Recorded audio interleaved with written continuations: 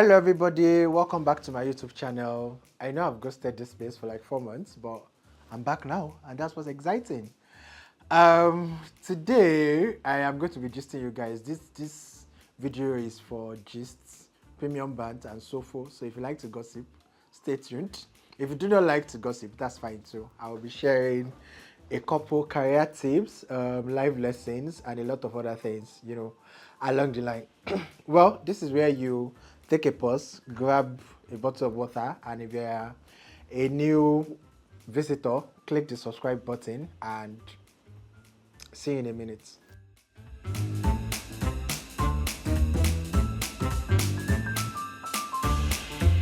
Like I said, I've not been here for a while and I thought of what would be like a major video to come back. And if you're like my friend or you follow me on Twitter or LinkedIn or Instagram, you will know that a huge part of my life has been job search.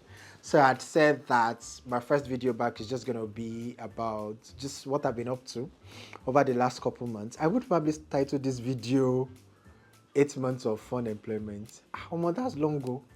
I've been out of job for 8 months. Okay, I've been out of 9 to 5 for 8 months. That's a better way to put it. Yes, I'm just going to be like gisting. It's literally gist. I'm just going to be like talking you guys through layoff versus resignation, just what job search looks like in Nigeria, what I think companies can do better, what I think people searching for jobs can do better, etc. etc. It's not exactly, it's sort of directionless, but at the end we would find a direction. Okay, so let's start. Last year in September, August, September-ish, I resigned from my place of work. There was going to be like a general layoff and my role was going to be impacted, and I offered to resign. It was interesting because it was the first time that I would sort of be out of job for a long while. And like for me, it was a break, right? I was super much excited to take a break because I have been working at a stretch since I graduated in 2018. That's 5 years. You people should use your leave. I didn't use my leave. The first time I went on leave was 2022, and then that first time, I spent the time applying for something I probably have talked about that I didn't get. I applied for an opportunity and I didn't get it. If you read my last year review, you would probably see it. I probably will link, the review at the end. Yeah, so anyway, I resigned. I resigned from my job September 2023. To be honest, I just wanted to like take a month break, right? I wanted to, relax and have some fun. I remember that the first thing I did was to open my Netflix list. I had I think like 65 movies plus series plus movies. And I watched a movie every day. Like what I did throughout September and October was to watch movies. So I had savings, right? Because I was saving towards something. And then even though I resigned, I was still paid like 2 months severance. So at that point, money was not exactly a challenge, right? Because I had enough that would sustain me over like the next 3 months. I remember that one of my friends, Owen, reached out to me then that, hey, how are you surviving and all that? I'm like, oh, I had savings because I was saving towards this and it didn't work out. So I still have that savings.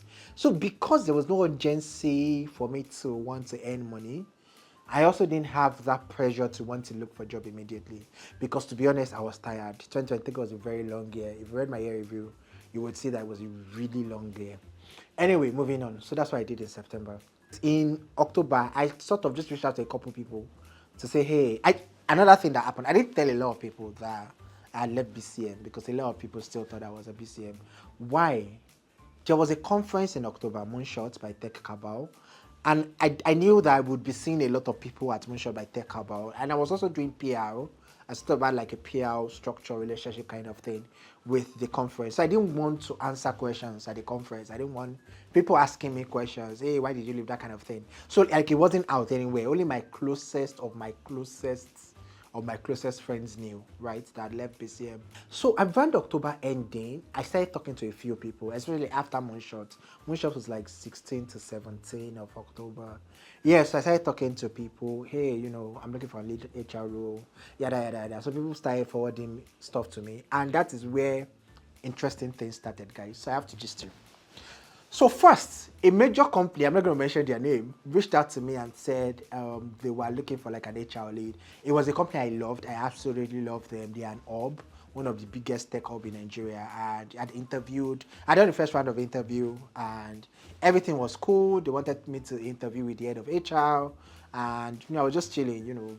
Big boy now. 1 month after, I get another job. So I was waiting for that final interview. I waited 2 weeks, 3 weeks, 1 month. When it was like 1 month, I just reached out to them to say, hey, you said you would get back to me. And they were like, that they are sorry that they moved the role from Lagos to London. That was a sign of the shege that was coming.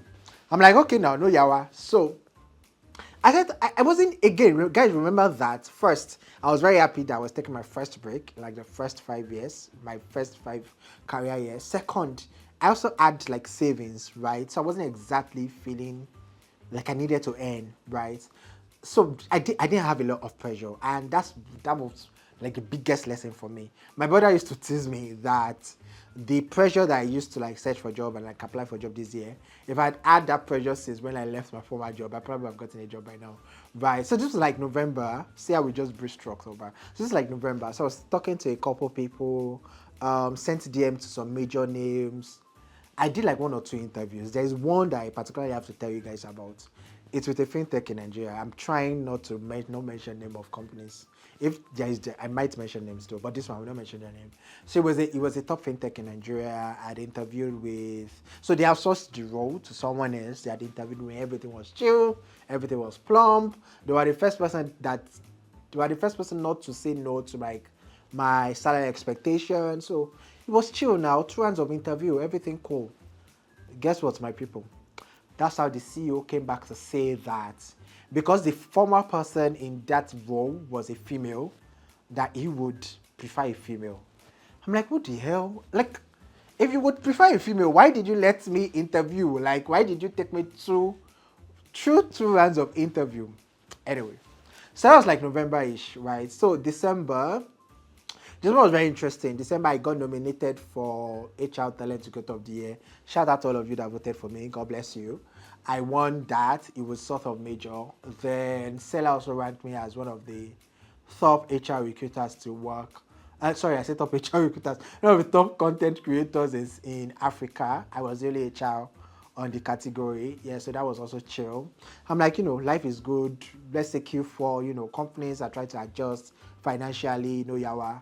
It would come into the new year with, new year, new energy, new me. So I think one also very interesting thing that happened in between that October and December was I launched HR Clinic. HR Clinic will probably come up here. I launched HR Clinic for a very interesting reason, right? I realized that I have a lot of HR knowledge. I have worked in like tech, I worked in fintech for a very short time, but very impactful time. I did impactful work. Then I worked at Big Carbon Media, which is like one of the largest, digital media in Africa. So like I basically understand the industry. I understand the people process of the industry. And there were probably people that needed my expertise and did not know how to ask for it. As a matter of fact, my first 2 clients were sort of my colleagues. Both of them were HR leads in different startups, and they just needed insight into how to carry out some certain things. And they're like, so I joked like, how much will you pay? How much will you pay lawyer? By like you said, I'm like, oh, we'll pay you this amount. So it just made sense to me that if people that even know me, the people are my friends, are offering to pay this amount for my service, maybe there is something out there. First, maybe there are people out there that needed my expertise. Then secondly, maybe there are also like people out there. I remember that I had my first call with a founder in December, and after the call, so HR Clinic is sliding scale. What that means is that there's no fixed amount, so you literally come and pay what you can afford.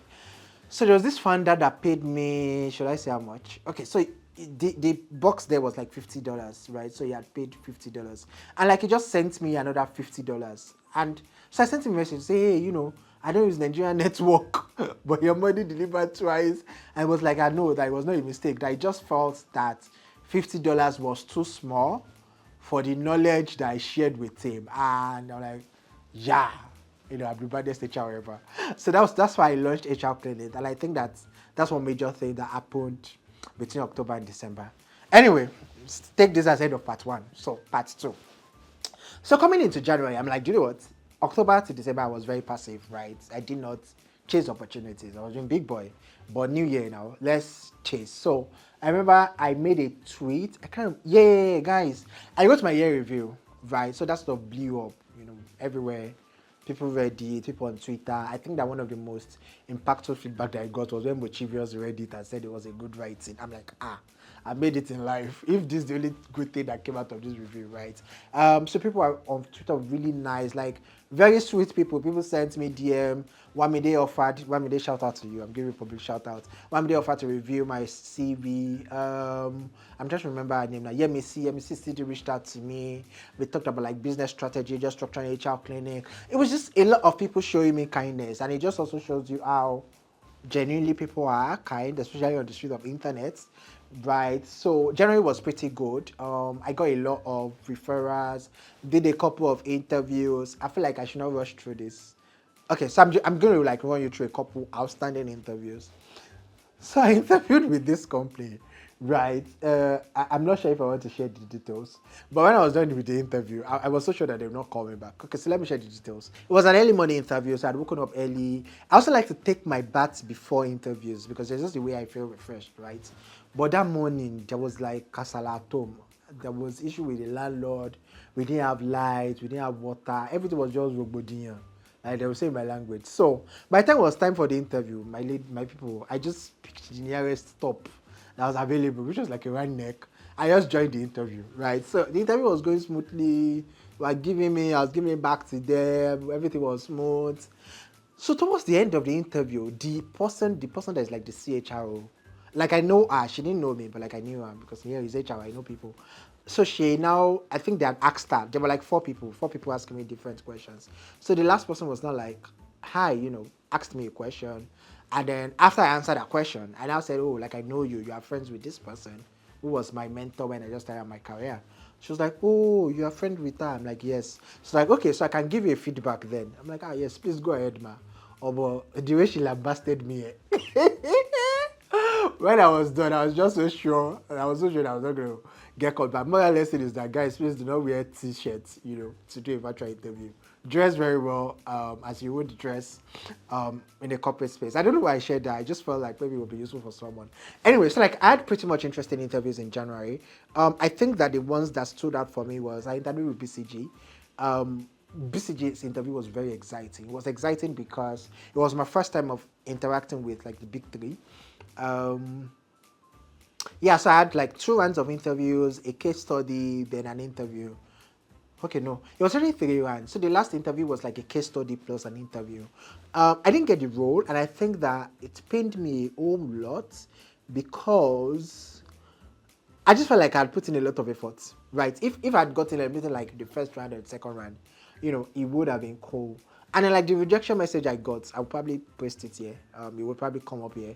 Was sort of so it was a specialist role. Again, because I've been a generalist over the last couple years, there are some specialist roles that I am very reluctant to apply to. In fact, I personally might just story that I'm applying because it's BCG and like BCG is a big brand that I want to work at. Yeah, so the feedback I got was like everyone, like the partners, I interviewed with the country manager in Nigeria and the recruitment partner in like West Africa. So literally like the two topmost people.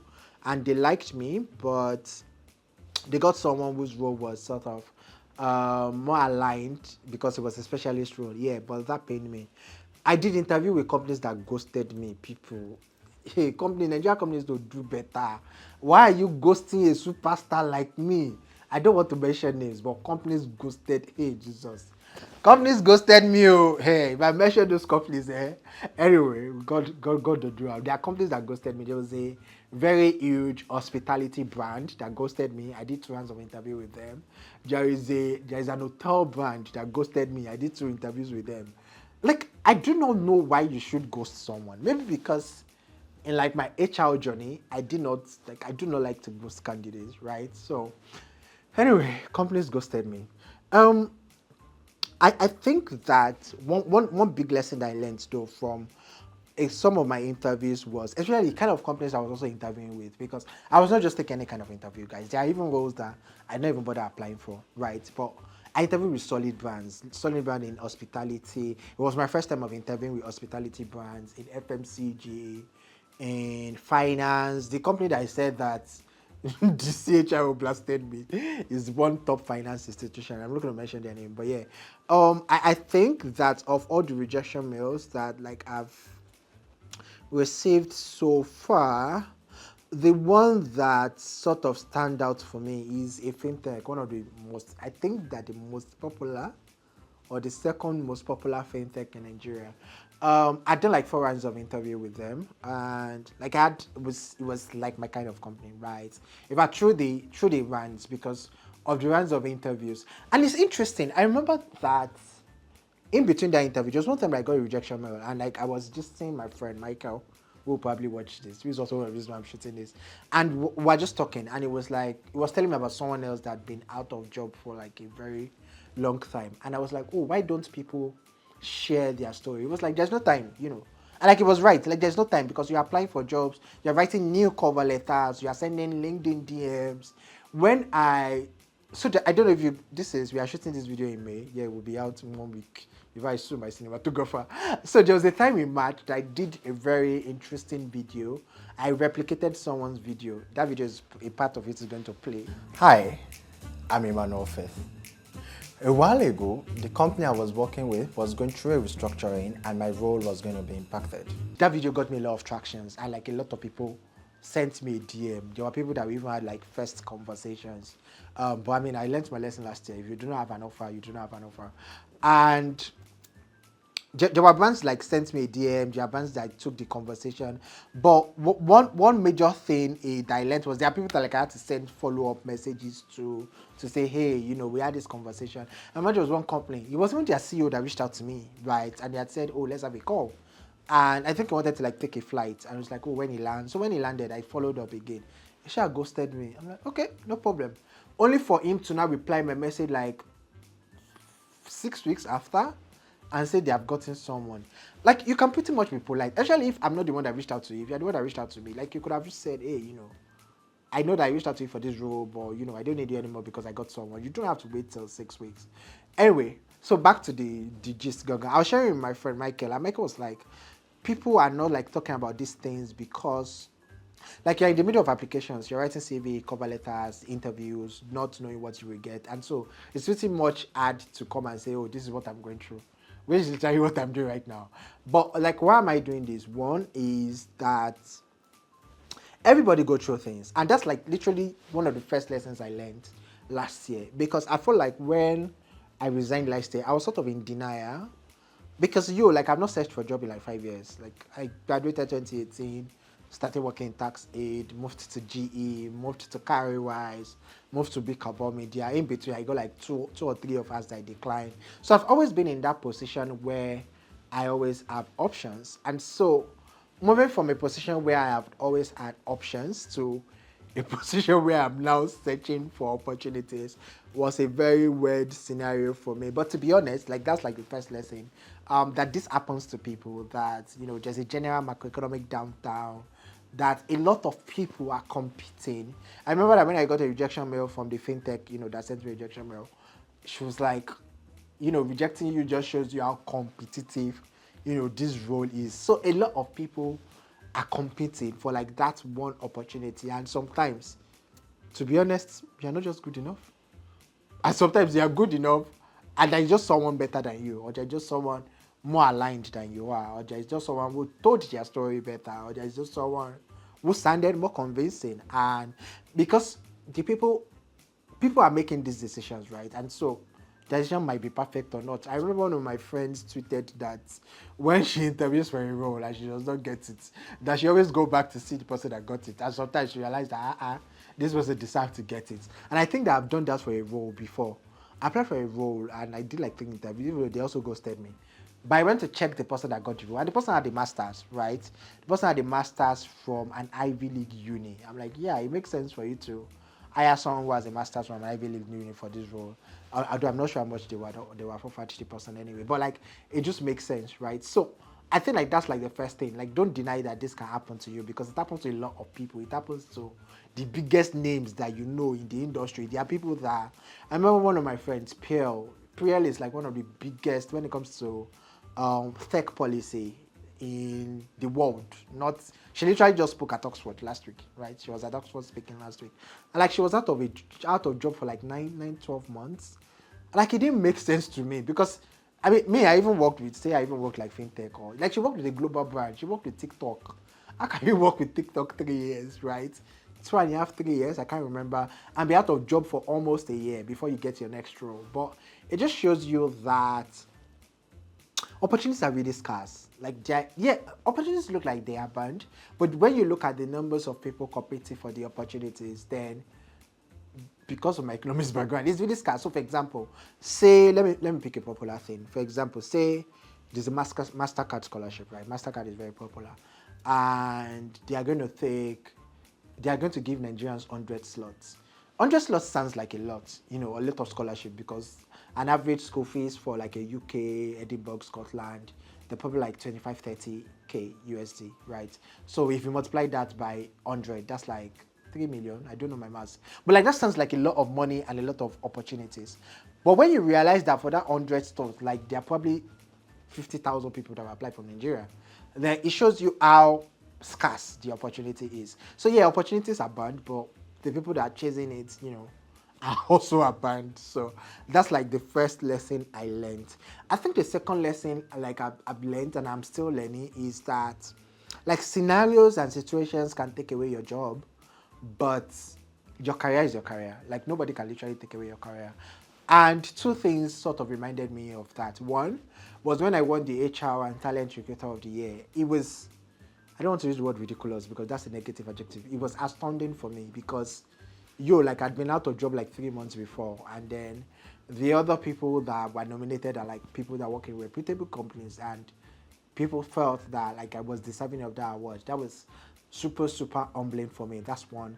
I think the second one is my HR clinic. Like I speak to founders every day, not every day, but yeah, I speak to founders, I speak to HR professionals working in like tech companies, I speak to NGO founders, and like it's just exciting that people are willing to listen to what I say, people are willing to pay to listen to what I know. People it's not even just pay, like people come back. Just one of my friends, she runs a popular NGO. I will not mention her name. And like she had a people related issue and we had a consultation, and she came back, I did not even follow up. She came back like a month after to say, oh my God, thank you so much for this advice. I did this and it worked, I did this and this worked, I'm now implementing this. And like it's just exciting to see that I provide HR advisory for people and they actually apply these things and it works. There was a company that I did, they wanted me to handle their recruitment. I don't really like operation stuff, so although now I'm doing operation stuff. So I'm like, do you know what? Let me help you like draft a good job description instead, such that by the time you put out this job description, it's the right kind of people that will apply, right? And no, they got like the best talent, and it was just so exciting. And they are now using my job description template in that company going forward because they do not have an in-house HR, right? They have just like an external consultant person. And so they told the consultant that like this is the template you want to be using for our job going forward. And like it's just super exciting. So yeah, like I don't know who is watching this. Like you might be out of your job, but nobody can really, really, really like take away your career. I think the last thing is just you are not all that. And like this point sort of, opposes the one that I said before. But I remember that when the fintech like sent me an email, my first reaction was like, are you people okay? Like, do you know where I am? That kind of thing. But ultimately, you are not all that. What that means is that like you might be like the best in your field and like the most amazing person and stuff. But I think it was Miriam Momodu that said it. Miriam Momodu is like an award-winning, all these very big people. She has like multiple. I think she's doing a PhD in one university in Canada. She got like scholarships from a lot of like institutions, but she also got rejection from a lot of institutions, and that was an interesting thing. She used to talk about how I don't know it was Harvard rejected her and all that, and she was like first class OAU, first class UI, first class law school. Like why are you rejecting me? That kind of thing. But ultimately, you are not all that, and what that means is that despite how amazing and how awesome you are, on someone's measure of skill, you are probably not like the best. There's probably someone out there, who has something that you do not have. And I'll give a perfect illustration. So I applied to a job at Qatar Airways, and so I didn't hear back from them. So I went to LinkedIn, right, and I just sort of see if I could find the hiring manager. I didn't find the hiring manager, but I found someone in the team, and they told me that I don't speak French, you know. And they had written it there. It wasn't part of the mandatory criteria, right?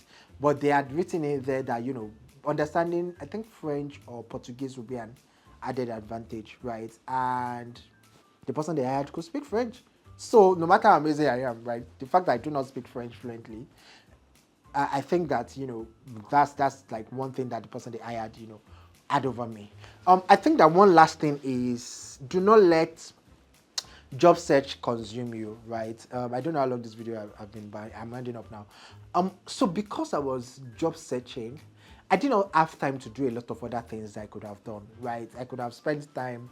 For example, I'm not doing a lot of exciting things. I'm learning chess. I'm not taking my French more seriously. I'm preparing for like different kind of exams. I did not do that like 3 months ago. I didn't do that 4 months ago. And I just told myself that, hey, do you know what? I'm not going to let this job search consume me. I'm going to like keep living my life, right? Keep providing solutions in whatever way I can while still like job searching. So do not let, I remember once someone sent me a message on Twitter, I think around March, after I put on my LinkedIn, that video that blew up. And she was like, she says that the most painful thing about job search is that your effort does not have a reward till you have an offer. So until you have an offer, nobody will know if you applied to 100 jobs or 500 jobs or 1,000 jobs. An offer is really the evidence that you are putting in the work. So and that is literally out of your reach, right? So while you're waiting for that evidence of the fact that you put in the work, you can just like, take out time, say you can learn new things, watch new movie, pick up new hobbies, but don't let that job search, process consume you. Yeah, so that's what I've been up to over the last couple months. I'm still looking for my, dollar paying job. So if you have someone who is looking for a badass HR, I should put it out there though that I interviewed with some companies that could not afford me, and like I'm not even like it's not me being proud or being bragging. It's just I remember I interviewed with a Texas company, and like when we were done, I'm like, yo, like you guys cannot afford me. Let me refer you to someone, and it just like I'm not being proud, and which is also I don't know if it's a lesson or not because I've had friends come to say, hey, why don't you take this offer with like this very small pay, and then when you get a better pay, like you move on. The thing is that like I have a clear idea of the kind of job I want to do, right? The kind of company I want to work with, the kind of solutions I want to provide, the kind of pay I want to earn. And so for me, I think people do it. I just don't think that I want to do it. People do it, they join a company, take an offer, do like average work, and then when they get the next offer, they move on, they resign after 3 months. So maybe because I'm an HR professional, I like know how exhausting the recruitment process is. I'm not sure that I want to do that on an organization, right? So, I mean, if you do that, that's fine. It might be good for you, right? But I just wanted to mention that. Yeah, so that's what I've been up to over the last couple months. What exciting things have happened? Yeah, I already talked about HR Clinic. Yeah, so if you're a founder, startup founder, NGO founder, SME founder, I will probably put the link down there. Please sign up, come and speak to me for now. I'm very smart. There is evidence. In fact, I think I will post. Okay, no, I'm doing another video for HR Clinic. Yes, so you can speak to me for an hour or 2 hours. You can provide HR expertise to the challenges that you have. I just said I'm learning chess. I just started learning chess very recently. I'm watching a lot of movies. I am preparing for like just random exams that I do not know when I would take. But yeah, that's what I've been up to. My friends are on my neck, so I shall shoot a YouTube video every week or twice every month. I don't know. But I would be very consistent from when you watch this video to the end of the year. If there are things that you want me to shoot a video about, please leave in the comment section. You would see a lot of lifestyle, career, a lot of career, HR. I might also like bring a couple of my friends on board at some point to talk about fun things, career transition, being an entrepreneur. I might invite, for those that watched my episode with Miriam, my friend that went to Bank of America. Yeah, I'm thinking of, okay, I've never told her, but yeah, I'm thinking of bringing another friend who interned with World Bank last year, so you might expect a lot of things. That means if you are here and you have not subscribed, please subscribe. Yeah, thank you very much for watching. Feel free I feel like I know that like I just did a run through over what I've been up to, but if you have specific questions, please you can ask. And if there's anything that stood out for you and you want to get clarification about, please ask too. Thank you very much for watching, and see you in my next video. Hopefully that it doesn't take another 1 month. Bye.